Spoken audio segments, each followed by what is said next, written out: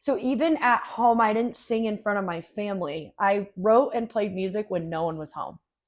So I was like terrified to play in front of people. The stage fright was terrifying. I like wanted everyone to see me, but also wanted no one to see me.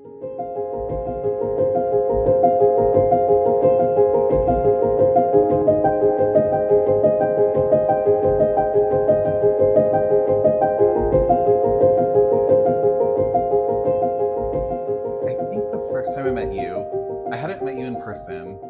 It was all virtually messaging through each other. And you had helped me out with quite a few patients, and I was very grateful. And so I'm like, I think first time was when I said, what is your favorite coffee? I'm bringing you coffee tomorrow. So tell me. And then I stopped by the clinic.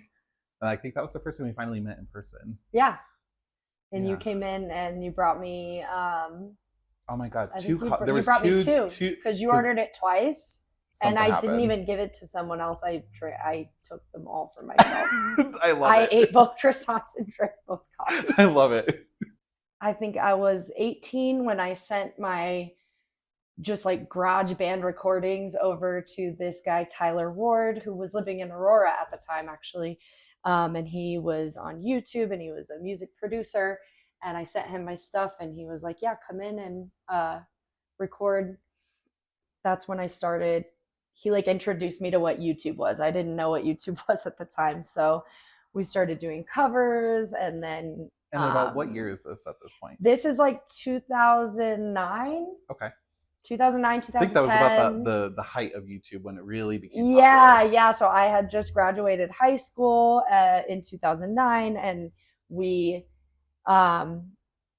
Tyler brought me in on some of his projects to collaborate with him and sing some covers together, which are on YouTube, which, it's like sometimes I look at them and I like cringe a little bit just because I think we all do. It's some of our old, exactly, old videos, old photos we see of ourselves, the hairdos, the style, all of it. If you see, I mean, I went through every hair color and every hairstyle. Like but yeah, so I was, so I kind of, and so I gained popularity doing covers with Tyler. And then he was like, let's get your originals out there. And so that's kind of when my original music started to be showcased and kind of took off from there. And I have a few albums out there. They're on Spotify, Apple, YouTube, pretty much anywhere you can. I think that's so cool. They're everywhere. That's so cool. I love it. I ended up, she was like, you should send your music to this guy, Tyler Ward. So I was just like, okay, let's see what happens. And I did. And when he came back and was like, I love this, let's record these. And I went and I saw that he had like an actual, it was like in the basement of his parents' house, but it was like a real professional studio. Like the whole basement had been turned into a studio. And I had never been in a music studio. So it felt very like overwhelming. And I was like, where am I? But I remember when he first played the final product to me and we were just like dancing in the basement and I was like, oh my God. And ever since I was a kid, I've always done this thing when I get excited. I'm like, it's like, I don't know. It's like a weird tick. I don't know. But like, I just remember being like in the studio, like we kind of had like a whole crew that we all hung out together and they were all very like well-behaved and like Tyler had a very big Christian following. Okay. So he started out as like a Christian musician. So that following kind of started following me. And so I had this kind of front that I put on in a way that was like, yeah, I'm also good Christian I'm girl. a goody and I'm like well behaved, and that was not true. Like the truth was that I was like trying to get all of them to drink with me and like party with me, and like and they all kind of knew me as like, oh, Katy, she's like crazy, you know what I mean?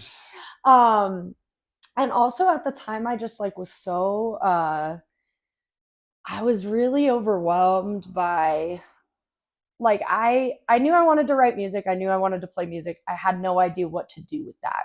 I didn't know where to go with it. I didn't know how to act. I didn't know any of the other parts of it. So when I played my first gig opening up for Tyler at the Bluebird, and there was like 2,500 people there, I tried to back out of it. Actually, my name was on the marquee, and I tried to back out at the last minute.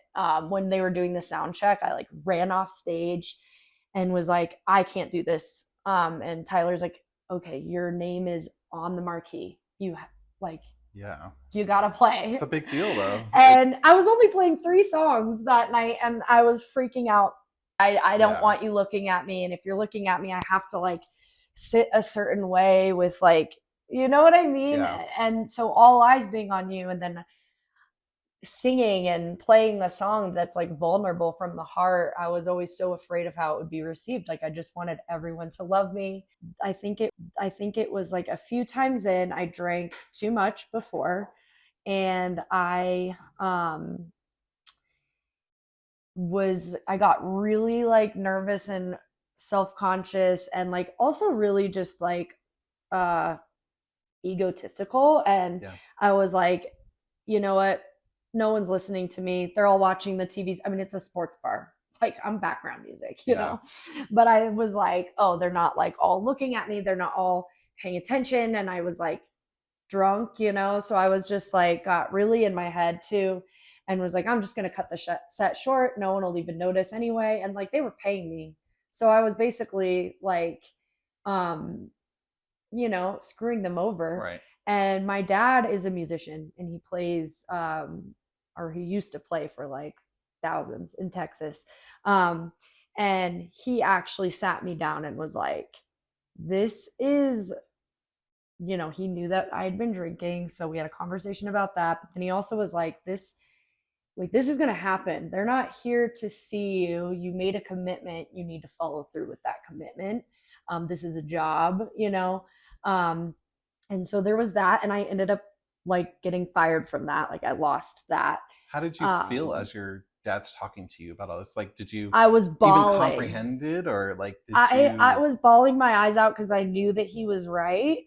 And I knew that I've been very lucky that my parents are like, I can really open up to them. Like my parents have never made it to where I'm afraid to approach them. Yeah. And like that has been a huge gift of my life, is that I've never felt the need to hide.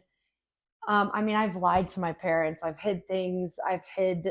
You know, but there's always a moment where I come out with everything, and I'm just like, have a full on breakdown. And I'm like, I don't know what to do. And they've always been there for me. Hi guys, if you enjoyed this content and you yourself are struggling with any sort of mental health or any sort of substance use addiction, feel free to reach out to Access Integrated Mental Health or at accessmh.com.